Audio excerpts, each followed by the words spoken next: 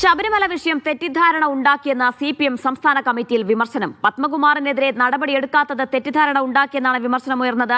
തദ്ദേശ തെരഞ്ഞെടുപ്പിന് മുന്നോടിയായി സർക്കാർ ആനുകൂല്യങ്ങൾ പ്രഖ്യാപിച്ചതോടെ ജയം ഉറപ്പിച്ചായിരുന്നു പ്രവർത്തനം. ഇത് പ്രവർത്തകരെ അലസരാക്കിയെന്നും സംസ്ഥാന കമ്മിറ്റി വിലയിരുത്തൽ. വിജിൻ